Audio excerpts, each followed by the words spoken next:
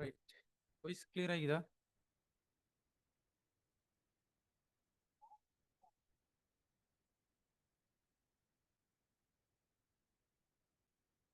Mistake இல்லாம voice கேக்குதா? Right, okay. சரி, அப்போ நாங்கள் கிளாஸை ஸ்டார்ட் பண்ணுவோம். என்னென்னு சொன்னால், நாங்கள் 2.12, சரி, 2.12 நாங்கள் பார்த்துட்டு வரோம். சந்தை சமநிலை மாற்றங்கள் சம்பந்தமா. அப்போ சந்தை சமநிலை மாற்றம் அடைகிற விதங்களை நாங்கள் என்ன செஞ்சிருந்தோம், 3 வகைகளாக 3 பிரிவுகளாக சந்தை சமநிலை மாற்றங்களும் 3 பிரிவுகளாக பிரிச்சிருந்தோம். அதில் வந்து கேள்வி மாற்றம் அடைகிறது, நிரம்பல் மாற்றம் அடைகிறது, கேள்வியும் நிரம்பலும் மாற்றம் அடைகிறது அப்படின்னு சொல்லி 3 பிரிவுகளாக நாங்கள் என்ன செஞ்சிருந்தோம், பிரிச்சிருந்தோம். அதில் வந்து கேள்வி மாற்றம் அடைதல் சம்பந்தமாக, நிரம்பல் மாற்றம் அடைதல் சம்பந்தமாக பார்த்து முடிச்சுட்டு, அது இது வந்து கேள்வியும் நிரம்பலும் மாற்றம் அடைதல் அப்படின்றதுக்குள்ள வந்து அதுல வந்து நான் சொன்னேன், கேள்வியும் நிரம்பலும் மாற்றம் அடைதல வந்து 12 வகைகள் ஈக்குதுன்னு சொல்லி. சரியா? அந்த 12 வகைகள்ல வந்து 10 வகைகள் நாங்க என்ன செஞ்சிருந்தோம், பார்த்து முடிச்சிட்டோம். சரியா? அப்ப நாங்க பார்க்க வேண்டியது என்னன்னு சொன்னால், 11வது வகையை நாங்க பார்க்க போறோம். 11வது வகை என்னன்னு சொன்னால், கேள்வி குறைவடையும் அளவை விட கேள்வி குறைவடையும் அளவை விட நிரம்பல் அதிகரிக்கும் அளவு குறைவாக இருக்கிறது. நிரம்பல் அதிகரிக்கும் அளவு குறைவாக இருக்கிறது. நல்லா விளங்கிக் கொள்ளணும் இதை. சரியா? அப்ப கேள்வி குறைவடைகிற அளவை விட நிரம்பல் அதிகரிக்கிற அளவு குறைவாகி போகுது. இப்ப கேள்வி குறைவடைவு அதிகமா, கேள்வி வந்து அதிகமா குறைவடைய போகுது. அதே மாதிரி நிரம்பல், அதாவது நிரம்பல் அதிகரிக்கிற அளவு வந்து குறைவாய்க்க போகுது. இதுதான் இதுல விளக்கம். சரி, அப்ப நாங்க ஒரு வரைபடத்தின் ஊடாக நாங்க பார்க்க போனால், இதுல வந்து விலை அச்சு, இது வந்து தொகை அச்சு. சரியா? விலை அச்சு, இது வந்து தொகை அச்சு, இது 0, இது கேள்வி கோடு, அதே மாதிரி இது வந்து நிரம்பல் கோடு. எல்லா குறியீடுகளையும் நீங்க என்ன செஞ்சிடணும், குறிச்சிடணும். சரியா? கேள்வி, நிரம்பல், இது வந்து சமநிலை விலை, இது வந்து சமநிலை தொகை. ரைட்? சமநிலை விலை P1 எடுப்போம், சமநிலை தொகையை வந்து Q1 எடுப்போம். இப்ப நாங்க அவன் சொன்ன மாதிரி போட்டு பார்ப்போம், சந்தை சமநிலையில எப்படியான மாற்றத்தை ஏற்படுத்துது அப்படின்னு. கேள்வி குறைவடைகிற அளவை விட நிரம்பல் குறைவடைகிற நிரம்பல் அதிகரிக்கிற அளவு குறைவாகிறது. அப்ப நிரம்பல் வந்து அதிகரிக்க போகுது. ஆனா குறைவாத்தான் என்ன செய்ய போகுது அப்படின்னு சொன்னால் அதிகரிக்க போகுது. என்ன சொல்றது, குறைவாத்தான் அதிகரிக்க போகுது. அதே மாதிரி அதாவது கேள்வி வந்து குறைவடைய போகுது. ஆனா கேள்வி எப்படி குறைவடைய போகுது அப்படின்னு சொன்னா, அதிகமாக குறைவடைய போகுது. அதிகமாக குறைவடைய போகுது. விளங்க சொல்றது. அப்ப நல்லா விளங்கிக் கொள்ளணும். கேள்வி வந்து அதாவது கேள்வி அதிகமா குறைவடைய போகுது. நிரம்பல் வந்து அதிகரிக்க போகுது. ஆனா அதிகரிக்கிற அளவு வந்து குறைவாய்க்க போகுது. இதான் இதுல விளக்கம். விளங்கி சொல்றது. அப்ப இப்படி நாங்க போட்டோம் அப்படின்னு சொன்னா, இது வந்து D2. அப்ப இந்த அடிப்படையில வந்து சந்தை சமநிலை அடைய போகுது. அப்ப நீங்க விளங்கிக் கொள்ளணும். அப்ப நீங்க விளங்கிக் கொள்ளணும். இதுல வந்து தொகை, அதாவது விலை வந்து குறைவடையும். அதே மாரி தொகையும் வந்து என்ன நடக்க போகுது, குறைவடைய போகுது. குறைவடைய போகுது. அப்ப விலை வந்து குறைவடைகிற வீதத்தை விட தொகை வந்து குறைவடைகிற வீதம் எப்படி இருக்க போகுது அப்படின்னு சொன்னா குறைவாய்க்க போகுது. இல்லைங்களா? விலை விலை குறைவடைகிற அளவை விட குறைவடைகிற அளவை விட தொகை குறைவடைகிற அளவு, எழுதிக்கோணும், அளவு குறைவாக இருக்கிறது. குறைவாக இருத்தல். சரியா? இதுதான் வந்து என்னன்னு சொன்னால் கேள்வி குறைவடைகிற அளவை விட நிரம்பல் அதிகரிக்கிற அளவு குறைவாக இருந்துச்சுன்னு சொன்னால் இப்படியான தாக்கம் தான் வரும். அப்ப எப்படி கூறப்பட்டான் அப்படின்றது அதுக்கு ஏத்த மாதிரியான அந்த வரைபடத்தை நீங்க என்ன செய்யணும், சரியான முறையில போட்டுக்கொள்ளணும். அப்ப பாருங்க, நிரம்பல் வந்து அதிகரிக்க போகுது, கேள்வி வந்து குறைவடைய போகுது. அப்ப எப்படி அதிகரிக்கும் எப்படி குறைவடையும் அப்படின்றது இங்க தலைப்புல தான் தீரான். நிரம்பல் வந்து கொஞ்சமா அதிகரிக்க போகுது, கேள்வி வந்து அதிகமா குறைவடைய போகுது. இதுதான் அர்த்தம். அப்ப அப்படி நடந்துச்சுன்னு சொன்னா, அப்படியான தாக்கம் ஒன்று ஏற்பட்டுச்சுன்னு சொன்னா, சந்தை சமநிலையில எப்படியான தாக்கம்னு சொன்னால், சமநிலை விலை வந்து குறைவடையும், சந்தை சமநிலை தொகையும் வந்து குறைவடையும். ஆனால் விலை குறைவடைகிற வீதத்தை விட தொகை குறைவடைகிற வீதம் வந்து குறைவாக இருக்கும். விளைஞ்ச சொல்றது இதுதான் இந்த 11வதுக்கான கருத்து. அடுத்தது என்னன்னு சொன்னால் விளக்கம். அடுத்தது என்னன்னு சொன்னால் 12வது. அப்ப 12வது வகை என்னன்னு சொன்னால் கேள்வி குறைவடையும் அளவை விட ரைட் கேள்வி குறைவடைகிற அளவை விட கேள்வி குறைவடைகிற அளவை விட நிரம்பல் அதிகரிக்கிற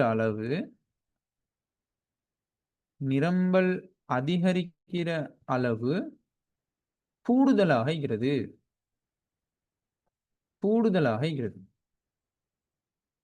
ரைட். அப்ப நல்லா விளங்கிக் கொள்ளணும். என்னன்னு சொன்னால் கேள்வி குறைவடைகிற அளவை விட நிரம்பல் அதிகரிக்கிற அளவு கூடுதலாக இருக்க போகுது. அப்ப நிரம்பல் அதிகரிக்க போது அதிகமாக, கேள்வி குறைவடைய போது குறைவாக. இதுதான் இதுல கருத்து. விளங்கிச்சா? அப்ப நாங்க அதுக்கான வரைபடத்தை போடுவோம். இது வந்து விலை அச்சு, இது வந்து தொகை அச்சு.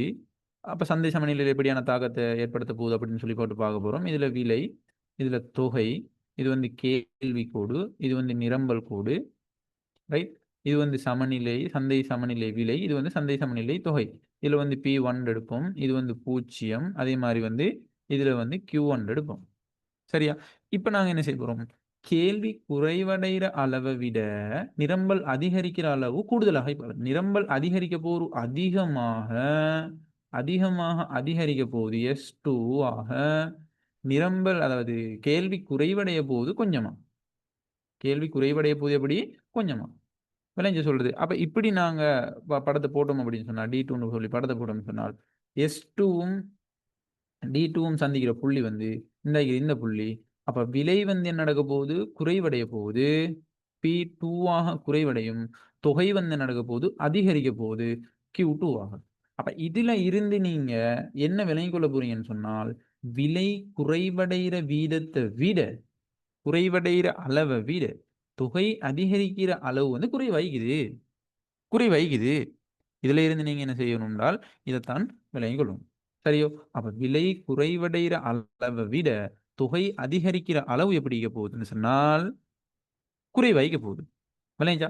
அப்ப இந்த முடிவை தான் நீங்க என்ன செய்ய போறீங்கன்னு சொன்னா சந்தை சமநிலையில் இப்படியான மாற்றம் தான் ஏற்படும் இந்த மாதிரியான சந்தர்ப்பத்தில் அப்படின்னு சொல்லி போட்டு தெளிவாக குறிப்பிடணும். விளைஞ்சா? அப்ப கேள்வி குறைவடைகிற அளவை விட நிரம்பல் அதிகரிக்கிற அளவு கூடுதலாக இருந்துச்சுன்னு சொன்னால் விலை குறைவடைகிற அளவை விட தொகை அதிகரிக்கிற அளவு குறைவாய்க்க போகுது. இதான் கருத்து. நல்ல தெளிவாக என்ன செய்யணும்? இதை விளங்கிக் கொள்ளணும். திருப்பி செஞ்சு பார்க்க போகல தான் இந்த 12 விஷயம். அதுல வந்து கேள்வி மாற்றத்துல 2 விஷயம், நிரம்பல் மாற்றத்துல 2 விஷயம். அப்ப எல்லாமே 14 விடயங்களின் ஊடாக நாங்க இந்த சந்தை சமநிலை மாற்றத்தை நாங்க பார்த்திருக்கிறோம். அதை வந்து எல்லாத்தையும் என்ன செய்யணும்? திருப்பி போட்டு பார்த்து பல என்ன செய்யணும் அப்படின்னு சொன்னா உங்களோட அந்த என்ன கேள்வி கேட்டாலும் அப்ப நீங்க அதுக்கேற்ற மாதிரியான அந்த படத்தை வந்து போட்டு அதுக்கேற்ற மாதிரி வந்து நீங்க ரெடி ஆகக்கூடிய மாதிரி இருக்கும். நீங்க திருப்பி செஞ்சால் மட்டும். விளைஞ்சா சொல்றது ரைட். அப்ப அடுத்ததாக நாங்க விஷயத்துக்குள்ள வாரம் என்னன்னு சொன்னால் அடுத்த விஷயத்துக்குள்ள வாரம் இந்த சந்தை சமநிலை மாற்றங்களின் போது சமநிலை விலை அதிகரிக்கும் சந்தர்ப்பங்கள் என்ன? எல்லா விஷயத்தையும் நாங்க பார்த்தோம் தானே. அதாவது சந்தை சமநிலை மாற்றத்துல வந்து நாங்க வந்து 14 விஷயம், அதாவது கேள்வி மாற்றம் அடைதல், நிரம்பல் மாற்றம் அடைகிறது, அதே மாதிரி கேள்வியும் நிரம்பலும் மாற்றம் அடைகிறது. இப்ப எல்லாத்தையும் டோட்டலா நாங்க பார்க்க போனால் 16 பார்த்திருக்கோம். வேலை சொல்றது ஓ இல்லையா? 16 பார்த்திருக்கோம். எப்படி? முதலாவது கேள்வி மாற்றம் அடைகிறதுல 2 பார்த்தோம். எப்படி? நிரம்பல் மாறாத போது கேள்வி அதிகரிக்கிறது. அதே மாதிரி கேள்வி மாற்றத்துல 2 பார்த்தோம். நிரம்பல் மாறாத போது கேள்வி அதிகரிக்கிறது, நிரம்பல் மாறாத போது கேள்வி குறைவடைகிறது. நிரம்பல் மாற்றத்துல வந்து நாங்க பார்த்தோம் 2 விடயம் பார்த்தோம். கேள்வி மாறாத போது நிரம்பல் அதிகரிக்கிறது, கேள்வி மாறாத போது நிரம்பல் குறைவடைகிறது. அப்ப அதுல 4. அதே மாதிரி கேள்வியும் நிரம்பலும் மாற்றம் அடைகிறதுல 12 விடயம் பார்த்தோம். அப்ப 12ம் 4ம் 16 மாற்றங்களை நாங்க என்ன செஞ்சுக்கிறோம் அப்படின்னு சொன்னால் சந்தை சமநிலை மாற்றங்களை பார்த்து முடிச்சுக்கிறோம். இந்த 16 மாற்றத்திலையும் வந்து நீங்க பார்த்ததுல ஒரு அனலைஸ் பண்ண போறோம். எப்படி அனலைஸ்ன்னு சொன்னா சந்தை சமநிலை மாற்றங்களின் போது, சரியா? சந்தை சமநிலை மாற்றங்களின் போது நல்லா தெளிவா விளங்கிக் கொள்ளணும். ஹெட்லைனை நல்லா தெளிவா விளங்கிக் கொள்ளணும். சந்தை சமநிலை மாற்றங்களின் போது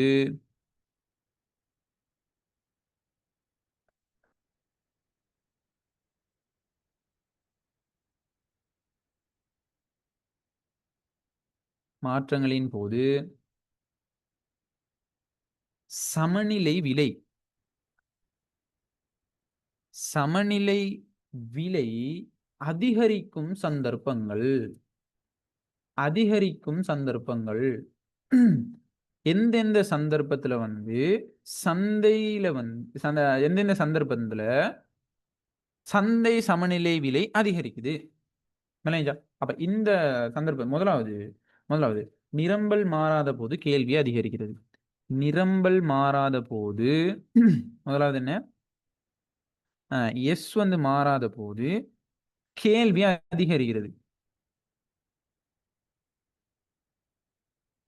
சரி, டிமாண்ட்னு போடுமே, டீன்னு போடுமே, சோட்டை நாங்க போடுமே. கேள்வி மாறாத போது டிமாண்ட் அதிகரிக்குது. அப்ப இப்படியான சந்தர்ப்பத்தை நாங்க எதுல பார்த்திருந்தோம்னு சொன்னா கேள்வி மாற்றத்துல பார்த்திருந்தோம். இப்ப கேள்வி மாற்றத்துல வந்து நிரம்பல் மாறாத போது கேள்வி அதிகரிச்சுன்னு சொன்னா முதலாவது படத்துக்கு வருவோமே. முதலாவது படத்துக்கு எங்க வரோம்?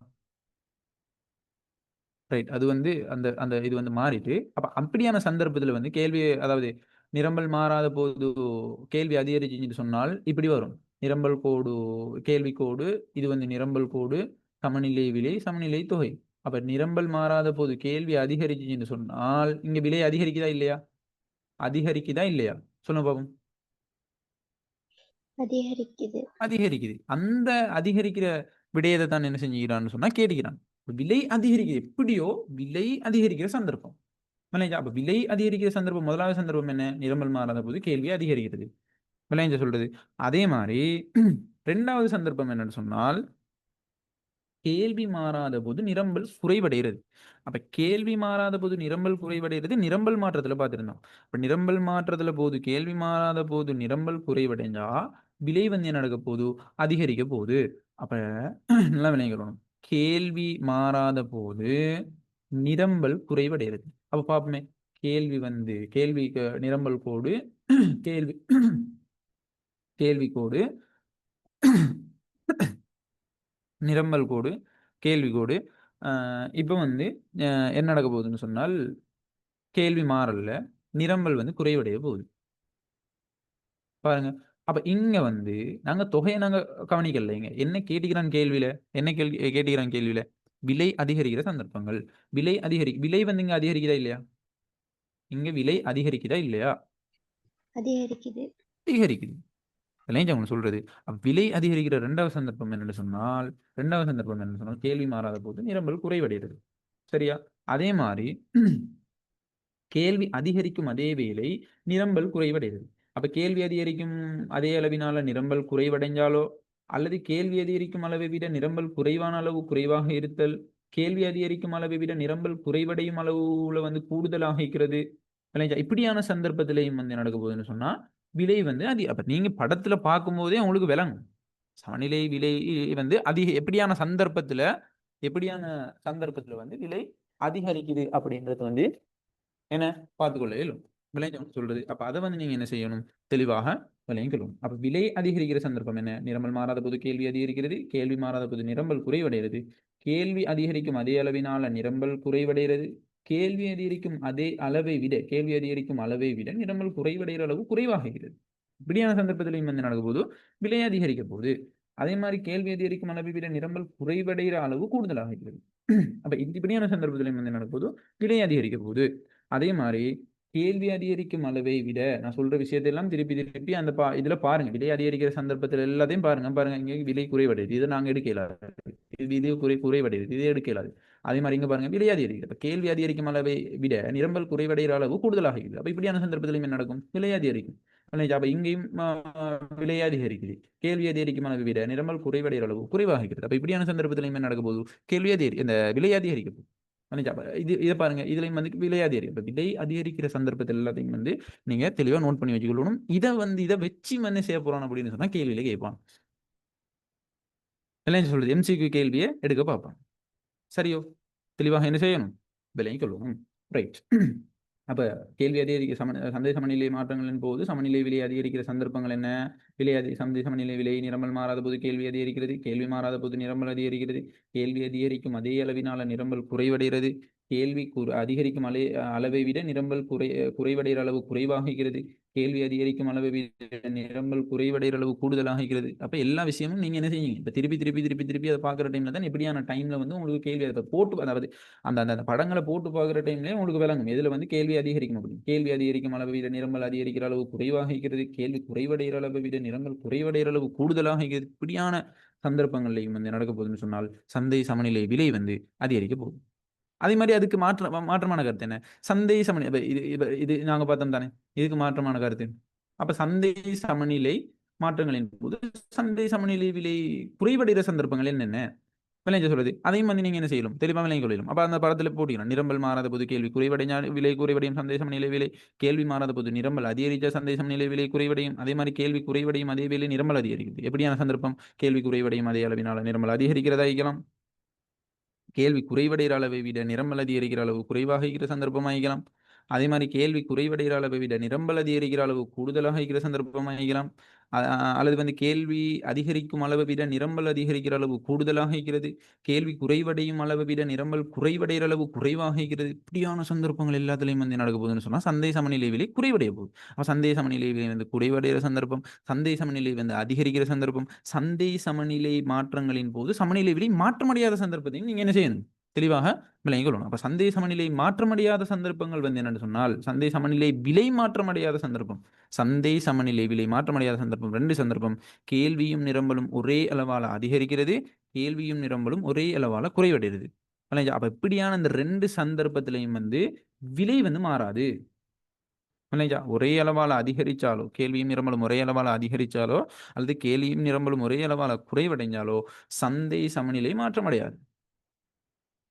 அப்ப சந்தை சமநிலை விலை எப்படியான சந்தர்ப்பத்தில் அதிகரிக்கும், சந்தை சமநிலை விலை எப்படியான சந்தர்ப்பத்தில் குறைவடையும், சந்தை சமநிலை விலை எப்படியான சந்தர்ப்பத்தில் மாற்றமடையாது. இந்த 3 விடயத்தையும், இந்த 3 டொபிக்கையும் நீங்க என்ன செய்யணும்னு சொன்னால் தெளிவாக விளங்கி தலையில போட்டு வச்சுக்கொள்ளணும். சரியோ? ரைட். இதோட உங்களோட யூனிட் 2 ஃபுல்லாவே கம்ப்ளீட் ஆகிட்டு. சரியா? அவ்வளோத்துக்குமான ரெக்கார்டிங் வந்து யூடியூப் லிங்கினூடாக உங்களுக்கு தந்திக்கிறேன். இன்னைக்கு நடந்த 3 கிளாஸஸ்ட லிங்க்கும் வந்து உங்களுக்கு நான் இந்த கிளாஸ் முடிய நான் உங்களுக்கு தருவேன். சரியா? அதை வந்து நீங்க என்ன செய்யணும், தெளிவாக விளங்கிக் கொள்ளணும். வேற இந்த யூனிட் முடிய நாங்க 2 யூனிட்டுக்கும் சேர்த்து ஒரு எக்ஸாம் ஒன்று ரெடி பண்ணுவோம். சரியா? எக்ஸாம் பேப்பர் ஒன்று ரெடி பண்ணிட்டு நாங்க எக்ஸாமை செய்வோம். சரி, அப்பத்தானே உங்களுக்கு எப்போ எக்ஸாம் போட்டிக்கிறான், ஒரு ஆக்களுக்கு வந்து ஒரு மாதிரி எக்ஸாமை போட்டிக்கிறான். உங்களுக்கு எப்போ ஃபர்ஸ்ட் டைம் எக்ஸாம் வருது? December 11 sir. டிசம்பர் 11. இப்போதான் நாங்கள் 10ஆம் மாதத்துல இருக்கிறோம். ஆனால் பரவாயில்ல, நாங்கள் எக்ஸாமுக்கே இனி ரெடி ஆகும். விளைஞ்ச சொல்கிறது. இப்போ நாங்கள் அந்த அடிப்படையில் போனோம்னு சொன்னால் இப்போ எங்களுக்கு நிறைய விஷயங்களை தெரிஞ்சு கொள்ளக்கூடிய மாதிரி இருக்கும். எக்ஸாமை ஃபுல்லாக ஒரு 2-3 பேப்பர் செய்வோம். First time paper. இனி ஃபர்ஸ்ட் டைம் பேப்பரில் எக்ஸாம் செஞ்சு பேப்பரில் செஞ்சு கேள்விகளுக்கு நாங்கள் ரெடி ஆகணும்னு சொன்னால் தான் குவாலிட்டியாக நாங்கள் படித்து கொண்டு போயிடும். விளைஞ்ச சொல்கிறது. அப்போ இனி வந்து நாங்கள் அந்த ஃபர்ஸ்ட் டைமுக்கு என்னென்ன தேவையோ அதை வந்து ஃபுல்லாக நாங்கள் படிப்போம். பேப்பரின் அடிப்படையில் நிறைய எஃப்டபிள்யூசி பேப்பர் எடுத்து செய்வோம். விளைஞ்ச சொல்கிறது எக்ஸ்பிளைன் பண்ணுறேன். பார்ட் 1 கேள்வி, பார்ட் 2 கேள்விக்கு எப்படி முகம் கொடுக்குறது, எப்படி எழுதுறது, ஆன்சர் பண்ணுற மெத்தட் எப்படி, பார்ட் 1 கேள்வி எப்படி வந்து நாங்கள் அந்த அந்த எந்த முறையில் நாங்கள் ஆன்சரை நாங்கள் பார்க்குறது, விளைஞ்ச சொல்கிறது பார்ட் 1 பார்ட் 2 கேள்விக்கு எப்படி எந்த மெத்தடில் நாங்கள் அதுக்கு ஆன்சர் பண்ணுறது. இப்போ இப்படியான நிறைய விஷயங்கள் எல்லாம் பார்க்க வேண்டியது பார்ட் 1, அதாவது எனது ஃபர்ஸ்ட் டைம் எக்ஸாமுக்கும் இல்லைங்களா. அப்போ நாங்கள் எக்ஸாம் ஒன்று ஃபெஸ்ட்டுக்கு இல்லாட்டி நாங்கள் இப்படி செய்வோம். ஒரு பேப்பர் ஒன்று ஃபுல்லாக பார்ப்போம். ஃபுல்லாக பார்த்ததுக்கு பிறகு நாங்கள் எக்ஸாம் ஒன்று செய்வோம். அப்போ உங்களுக்கு எப்படி பேப்பர் செய்யணுன்ற ஒரு மெத்தட் ஒன்று உங்களுக்கு வந்துடும் தானே. அதுக்கு பிறகு நீங்கள் எக்ஸாம் செஞ்சீங்கன்னு சொன்னால் அதுக்கு வந்து இன்னும் நல்லா ரெடி ஆகக்கூடிய மாதிரி இருக்கும். ரைட். அப்போ நாங்கள் இப்போதைக்கு கிளாஸை முடிச்சு கொள்வோம். யூனிட் 2 வந்து கம்ப்ளீட் ஆகிட்டு இதுக்கு பிறகு நாங்கள் அந்த எக்ஸாம் சம்மந்தமாக பேப்பர் சம்மந்தமாக கொஞ்சம் பார்த்துட்டு யூனிட் 3 ஸ்டார்ட் பண்ணுவோம். ரைட்.